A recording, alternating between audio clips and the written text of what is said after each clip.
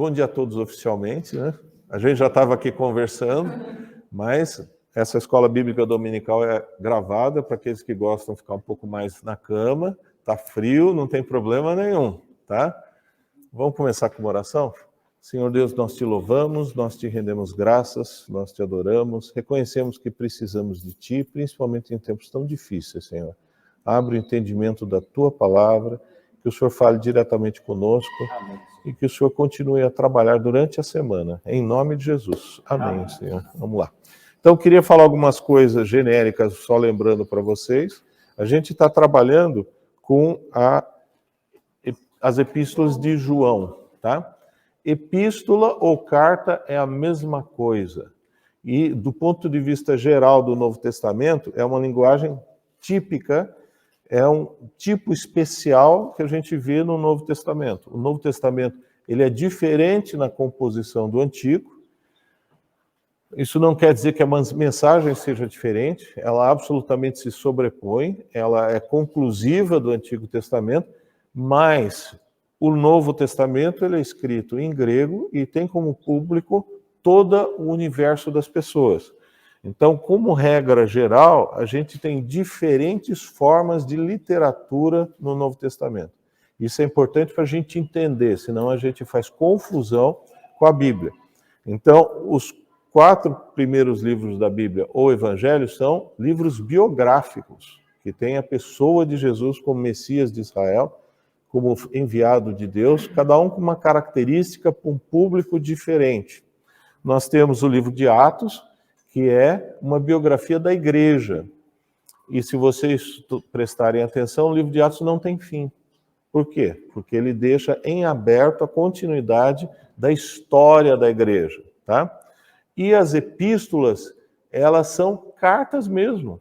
Cartas que são enviadas para igrejas, para pessoas, e a gente tem um problema inicial na compreensão das cartas. Primeiro, para quem ela é enviada? Ela é enviada para um público específico ou ela é enviada para todas as igrejas? Porque senão a gente faz confusão. A igreja cristã deve usar véu ou não deve? Não. Mas tem alguma referência do uso de véu no Novo Testamento?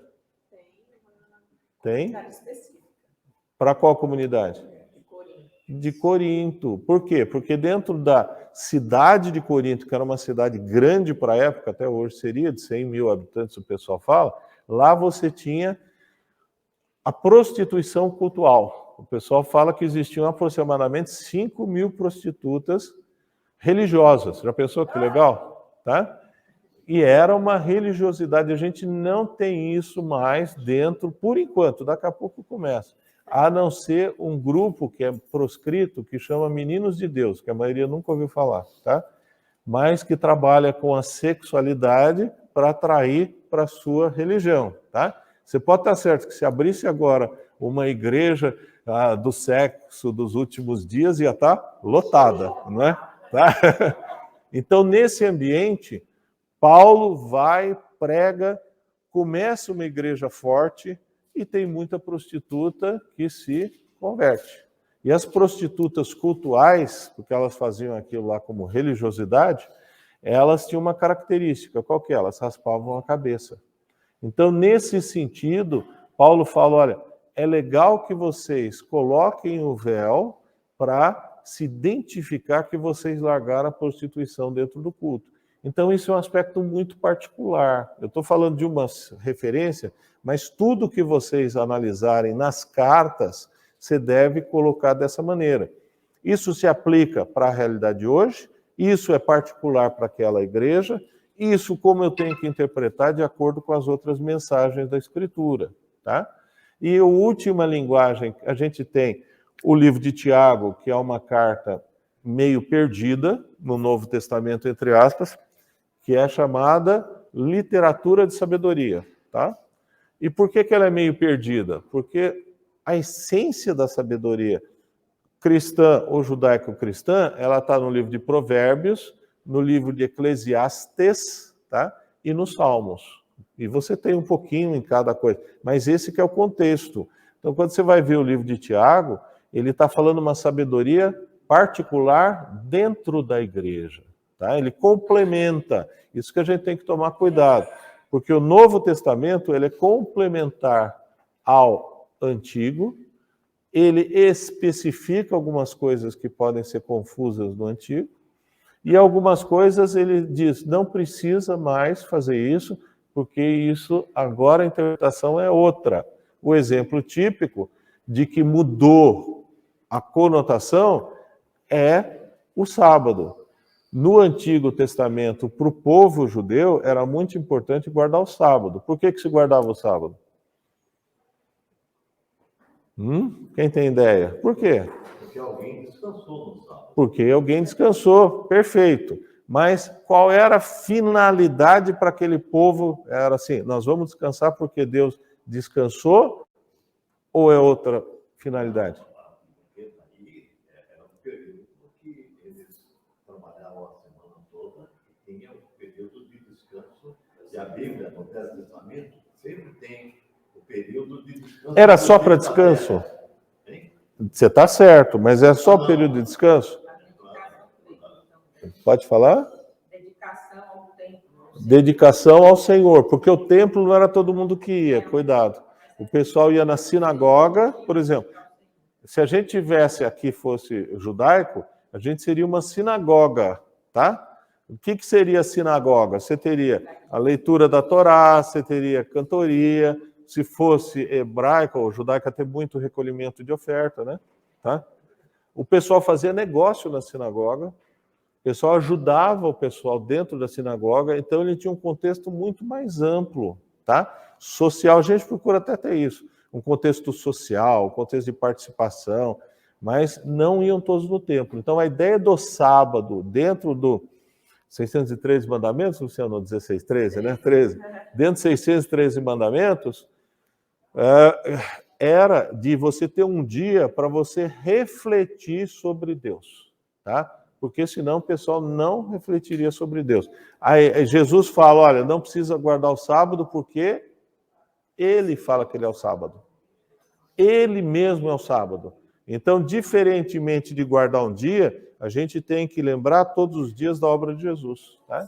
E a gente não faz o culto ou a nossa reunião ou a nossa celebração particularmente no sábado. E o sábado do judeu começa na sexta-noite e termina no sábado, quando está começando a noite. Ele é diferente, tá?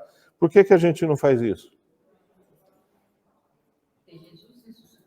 Jesus ressuscitou no domingo. E a igreja primitiva se reunia no primeiro dia da semana, que é o domingo, tá? Então essa é a ideia. E a gente tem um calendário muito cristão, entre aspas, né? Pelo menos os portugueses ajudaram a gente, porque a gente tem segunda-feira, terça-feira, quarta-feira, é todo dia de feira, né? Tá? O sábado é o Shabat, seria uma transliteração, e o domingo já não é tão assim cristão, entre aspas. Você pega as outras línguas, eles vão falar assim, hoje é o dia do trovão, hoje é o dia da lua. Isso no inglês é assim, tá? Não tem problema nenhum, mas se transpôs o nome do calendário pagão, enquanto que o português teve essa felicidade. Ele pegou, entre aspas, cristianizou o nosso calendário, tá? A gente tem muitas coisas que são ou pagãs ou não tem nada a ver com o cristianismo. Hoje é um dia que os maridos têm que comemorar com as esposas, os filhos têm que comemorar com as mães vivas, que é o Dia das Mães. Se a gente parar para pensar, Dia das Mães, Dia dos Namorados, Natal, Dia dos Pais, tá? São festas tipicamente ocidentais, não tem nada a ver com o Oriente, e são pagãs no sentido de que não tem a ver com o cristianismo, tá? O cristianismo abandonou as festas judaicas, não quer dizer que a gente não deva fazer. Nós devemos participar do mundo sem cair no do mundo. Então a gente deve comemorar o Natal, mesmo que Jesus tenha nascido em abril? Deve. Vamos montar presépio, pessoal? Não, isso é tipicamente pagão. Vamos pôr uma árvore de Natal? Não, tá? Da onde vem a simbologia da árvore de Natal? Ah, é bonito. Ah, tem muita coisa que é bonita. Eu, por exemplo, não me sinto bem com isso, porque eu sei o significado. Enquanto você não sabe, o problema é seu. O significado... A árvore de Natal? A árvore de Natal vem da tradição porque eles cultuavam pinheiro nos países nórdicos, tá? E aí... a árvore como culto. Aí chegou um maluco de um missionário católico e cerrou a árvore. Aí todo mundo falou, ele vai morrer, ele vai morrer. O que aconteceu? Nada, tá? E se pegou essa tradição. Coelhinho da Páscoa, que trazes para mim, né? Da onde vem essa tradição? Da onde que vem? Da prosperidade, da fertilidade que o coelhinho tem. Então se associava a fertilidade, a festa da fertilidade, e juntou a Páscoa com a festa da fertilidade. Então a gente tem que entender isso daí. A gente não deve mais comemorar a Páscoa dando chocolate. Se vocês não quiserem um chocolate, pode me dar. A única coisa, não deem chocolate de coelhinho, por favor, né? Tá? E outra coisa, você deve comemorar Natal com a família? Deve, tá? Só que, por favor, não vai de Papai Noel. E não vá falar para os seus filhos que Papai Noel trouxe os presentes, tá? Porque isso é comum, tá? Fala, olha, Deus te deu isso mediante os seus pais. A gente criou os nossos 2 filhos explicando isso. Isso quase deu uma confusão, quase deu uma briga, porque no shopping sempre tem aquele Papai Noel, né? Que você fica meio suspeito. O cara quer pôr seu filho no colo, falou já meio suspeito, né? Os bons shoppings já proibiram. Não sei se vocês sabem disso. Tá? Porque era meio suspeito. Aí o que acontece? Chegou meu filho, né, que todos conhecem. Aí ele chegou quando tinha seus 6, 7 anos, ele passou do lado. Esse é o palhacinho Noel?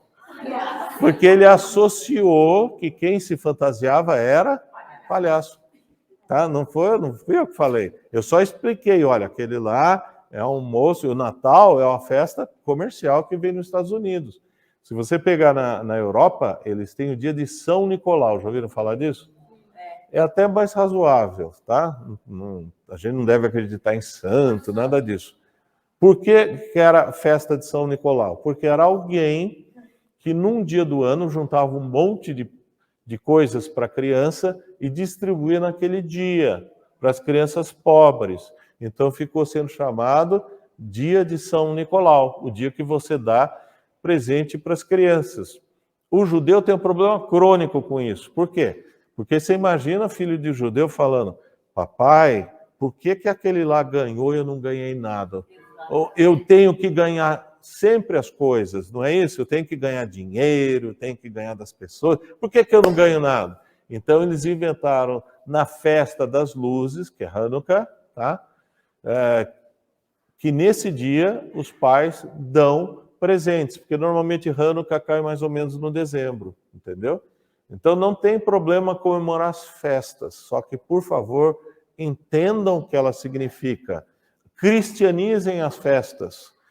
Hoje é Dia das Mães. O que a gente deve, do ponto de vista cristão? Honra teu pai e tua mãe. Opa, legal, perfeito, é uma festa que deve ser colocada. Dia dos Namorados, deve ter? Você deve comemorar Dia dos Namorados? Não, você morre. Você morre. Você morre, pode bater. Faz igual o coreano, dá um tapa no ombro dele.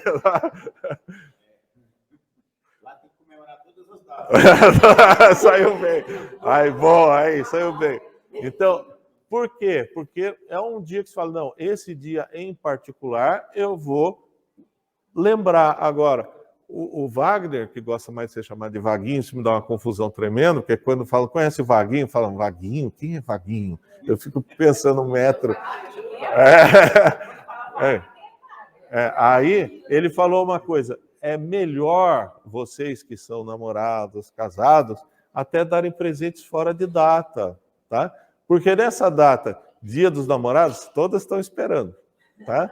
Agora, quando dá fora de data, aí já desmancha. Teve um ano, pastor, que ele não lembrou de dos namorados. Aí na segunda, no dia que não tem a data, o dia certo, né? Chegou no dia 13, tocou com a minha campainha. Aí só vi uma mão assim com uma flor, mas da primeira foi a né? Um dia depois E outra dica, maridos, deem mais presente, porque senão quando você der alguma coisa, a primeira coisa que a mulher vai falar é o que você aprontou, entendeu? Você gastou em quê que eu não estou sabendo, não é isso? Tá? Pastor, mas como é que a gente lida com as crianças cristãs que seguem a risca, não montar árvore de Natal, não tem coelhinho da Páscoa, e as crianças na escola, os professores, as escolas fazem essas festas? Você tem que explicar, você tem que fazer uma festa. Hã? Sem traumatizar, você fala, olha, essa é uma festa de tal jeito, ó, que legal, você vai ganhar um monte de presente e tal, etc, etc. Mas você começa a explicar o que realmente é a essência do Natal, tá? Porque senão a gente vai ter um problema. Eu comentei com os alunos na sexta-feira que na escola, não vou falar qual era, que os meus filhos fizeram, no primeiro grau, eles faziam as festas das crianças, das meninas. E elas iam de tanguinha, elas iam de bustier com 8 anos. Eu vi aquilo ali e falei, meu Deus, por que me desamparaste? Tá? E um monte de marmanjo assim, ó. Tá? Ué, estão ensinando isso na escola, a professora que fez. Isso não é de agora. Aí o que acontece? Eu marquei reunião com a coordenadora, porque isso atrai, não vou falar o nome, atrai a pedofilia. Aí eu citei o nome de alguém que falava exatamente isso, que é alguém extremamente liberal. Aí o pessoal suspendeu. Então a gente tem que tomar cuidado para não se amoldar. Paulo fala muito que a gente não deve se amoldar às coisas desse mundo. Você ia falar, Marcelo? Fala mais alto para o pessoal escutar e aparecer. Na época de Papai Noel, 5, assim, é uma festa a escola. E a escola bilíngue, então, é uma festa. Aí, o que eu falei? Eu falei, filho, isso não existe, mas não conta para ninguém. Isso é o nosso segredo. E virou uma coisa boa, porque hoje é o nosso segredo. Ela passava com esse caboclo, né, papai? Eu falava, não fala para ninguém que não existe, hein? Aí ela, e na escola tinha o Dia dos Namorados, que aqui nos Estados Unidos é muito mais forte que aqui. Aí a gente reclamou na escola, virou o Dia do Amigo na escola. Muito bom, muito bom. Então eu vou falar uma coisa que está se popularizando.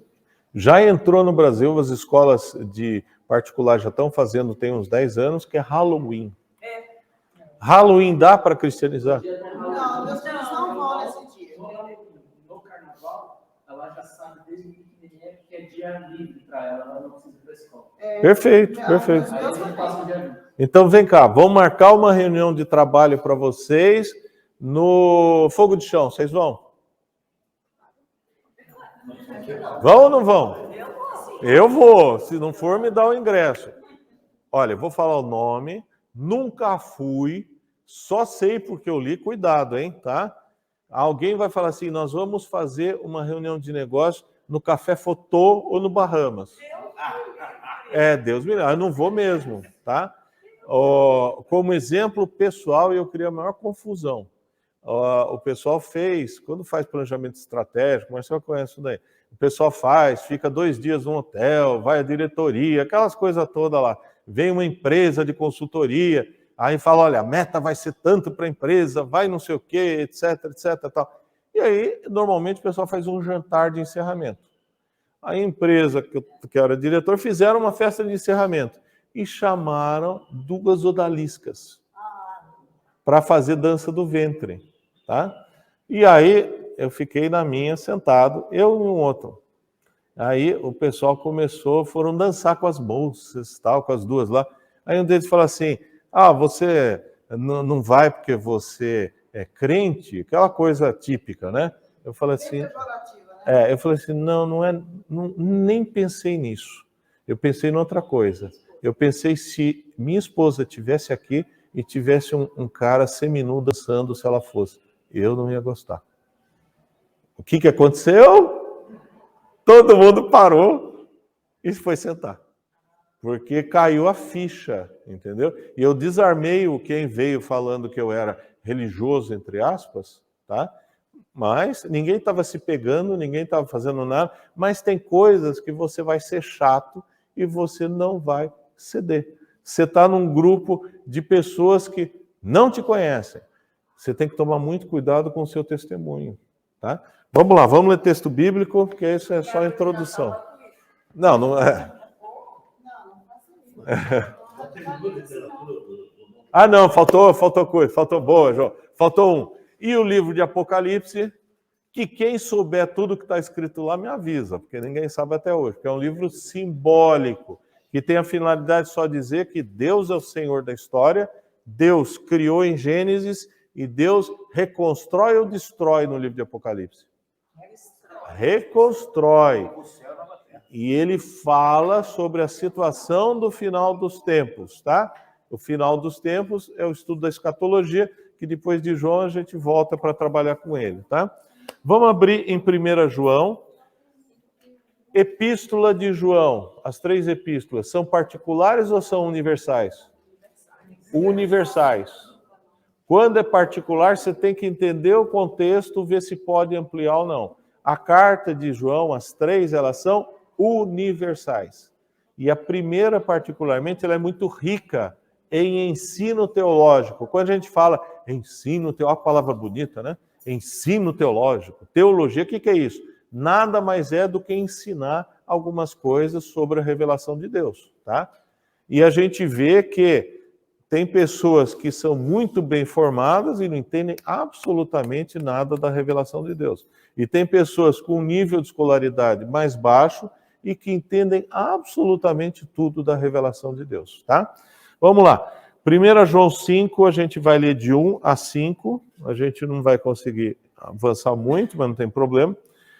Todo aquele que crê que Jesus é o Cristo, ou o Messias, é nascido de Deus, e todo aquele que ama ao que gerou, também ama ao que dele é nascido. Nisto conhecemos que amamos os filhos de Deus, quando amamos a Deus e praticamos os seus mandamentos. Porque, versículo 3, 1 João 5, 3, porque este é o amor de Deus, que guardemos os seus mandamentos. Ora, os seus mandamentos não são penosos ou difíceis, ou pesado, porque todo que é nascido de Deus vence o mundo. E esta é a vitória que vence o mundo, a nossa fé. Quem é o que vence o mundo, senão aquele que crê ser Jesus, o Filho de Deus? Ele está falando numa linguagem e para um público-alvo que entende o grego. Então você vai ver assuntos que são repetidos no Novo Testamento em particular. No Antigo Testamento é muito mais a partir de datação do que propriamente de público-alvo, mas no Novo Testamento você tem muito isso de público-alvo.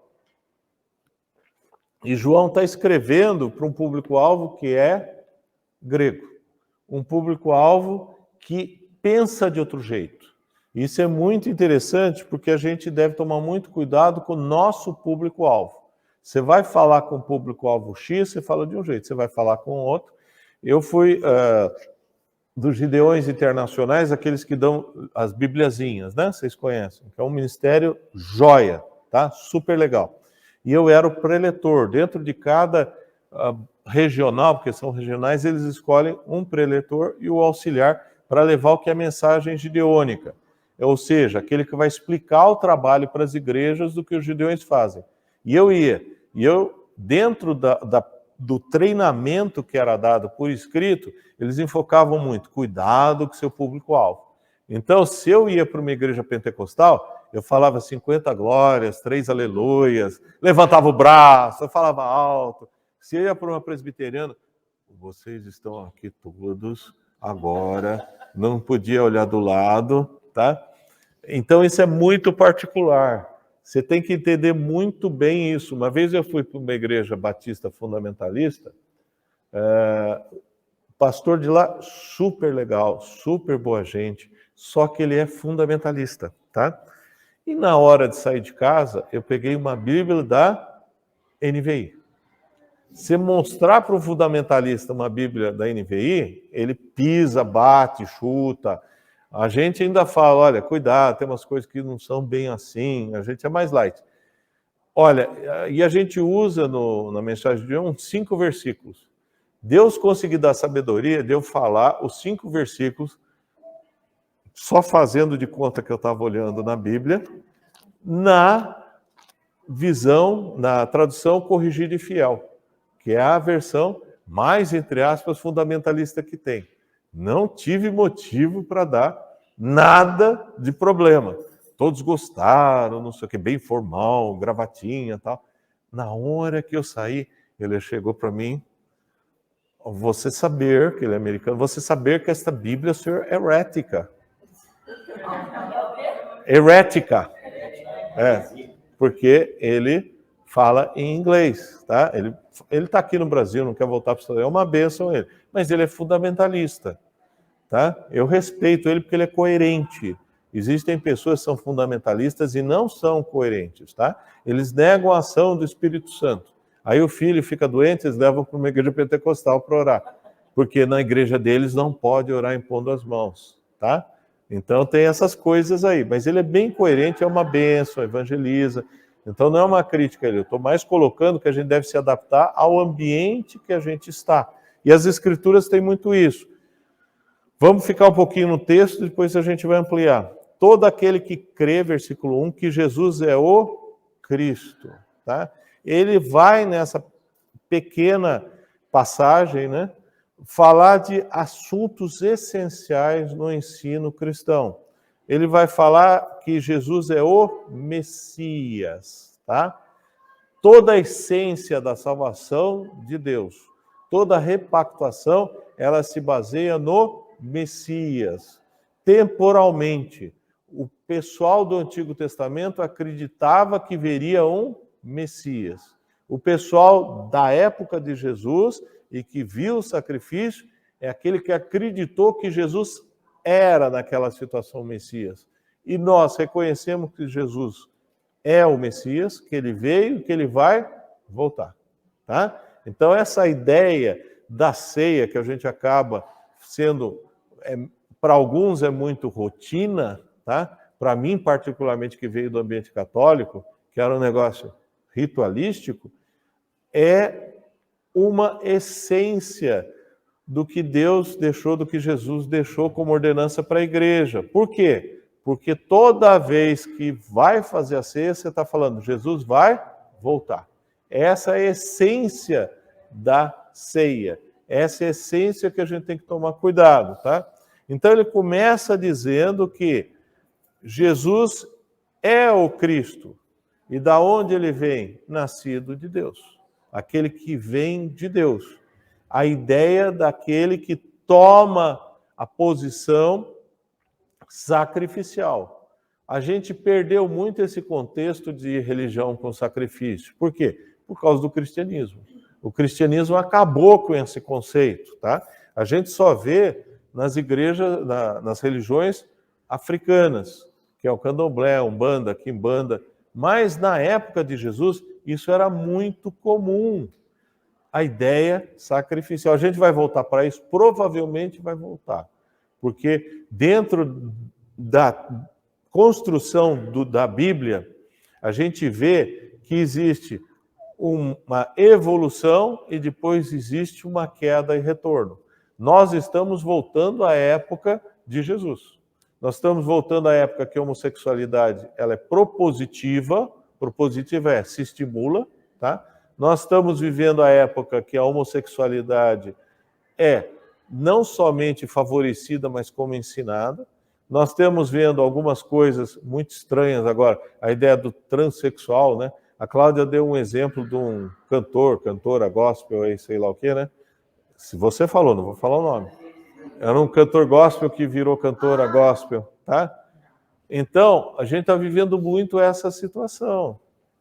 E existia isso? Existia. Nero tinha um transexual, tá? Na nossa linguagem, na conhecimento de cirurgia da época, virou um transexual. O que eles fizeram? Castraram o bicho, tá? Dói até de pensar, né? Tem um ator que está em cartaz aí fazendo uma peça, E ontem entrevistaram ele, a peça fala sobre isso. Na peça ele diz que ele interpreta alguém que não aceita o homossexualismo, né?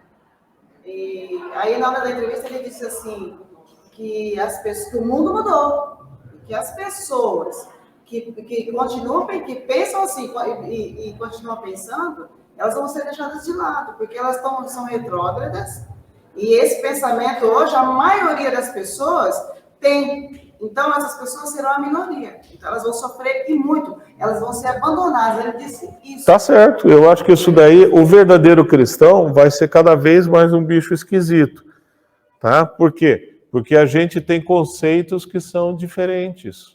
E esses conceitos têm que ser diferentes. Lembra que a coisa que mais Deus abomina, Levítico 18, é os desvios do padrão da sexualidade. Tá? Então é zoofilia, sexualidade entre parentes, homossexualismo. E o que mais cresce no mundo agora não é homossexualismo masculino, é homossexualismo feminino. Tá? É um negócio estranho. E tem a cirurgia de transexualidade feminina, que é um negócio mais confuso ainda. Tá? Vamos lá. Então, ele está falando aqui sobre a centralidade de Jesus sendo o Messias. Jesus, ele é o ungido de Deus, é aquele capacitado por Deus, é aquele que vem substituir os pecados de quem aceita ele como Senhor e Salvador. E ele fala que ele provém de Deus, a ideia do nascimento. Tá? Pastor, tira uma dúvida minha.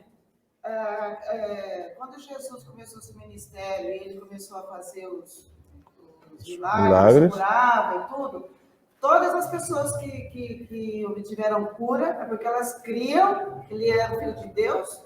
Não era questão de ser um curandeiro, eles poderiam achar que era um curandeiro e ter fé, mas eles não, eles queriam que Jesus era o Filho de Deus para poder ter milagre, né? Não. Não? Isso deixa bem claro nos leprosos. Quando tem 2 minutos. Cuidado, porque Jesus veio fazer um ministério pleno. O que é ministério pleno? São os ministérios, inclusive, que a igreja tem que ter. Expulsar demônio, curar. Ele alimentava, a ideia social, a igreja tem que colocar isso. Ele ensinava, então são os ministérios da igreja. Tá? Aí o que acontece? Curar é algo que leva à salvação? Não necessariamente. Precisa ser salvo para ser curado? Não. Existe uma diferença da cura dentro da igreja, que está no capítulo 5 de Tiago, e simplesmente você orar pela pessoa e impor as mãos. É bem diferente a rotina, a normativa, a sabedoria que você deve agir. E quando você tem os 10 leprosos, que Jesus cura à distância, inclusive, quantos voltam para reconhecer que ele é Deus? Um só. E ele era corintiano, né? Não, samaritano, tá? E ele reconhece que Jesus é Deus. Lembra um tal de centurião que vai pedir pela cura do quê? Do servo. Jesus vai lá? Não. O servo sabia alguma coisa da história? Também não. Então, o ministério de cura de Jesus, ele é pleno, e não quer dizer que as pessoas que foram curadas estavam reconhecendo ele como Senhor e Salvador, tá? Lembrem que a característica principal de Jesus é que ele era reconhecido como mestre. Todo mundo reconhecia ele como mestre. Mas para ser reconhecido como Filho de Deus, como Messias, é uma coisa muito complicada. Mesmo depois, quando ele está na cruz, a maioria faz o quê? Vai embora. Não, a maioria vai embora. A maioria não entendeu que ele precisava morrer. Até Pedrão tem crise de fé, tá? Até Pedrão nega Jesus 3 vezes, não é isso? Tá? Ok, só vou falar o que a gente vai abordar. A semana que vem, a gente vai abordar sobre fé, a gente vai abordar sobre crer, a gente vai abordar sobre mandamento, que é a essência do que ele está falando aqui, tá? Ele joga toda a carga da salvação, todo o cristianismo, todo o projeto de Deus em que Jesus é o Cristo, tá? Em que o Messias é ungido. Jesus Cristo significa Messias ungido. Ele está repetindo isso de um jeito que quem não é judeu entenda, tá? O livro mais judaico que tem do Novo Testamento, é óbvio, é a Carta aos Hebreus. Mas aqui ele está fazendo uma transposição para o mundo grego. Por isso que muitos não entendem por que o Evangelho de João é tão diferente dos outros três. Essa é uma das justificativas. Ele está trabalhando com um público-alvo totalmente diferente, tá? Tudo bem? Alguma dúvida em 10 segundos? Não? Então, semana que vem, leiam esse texto, que é um texto muito curto, mas é muito rico. Alguém termina em oração?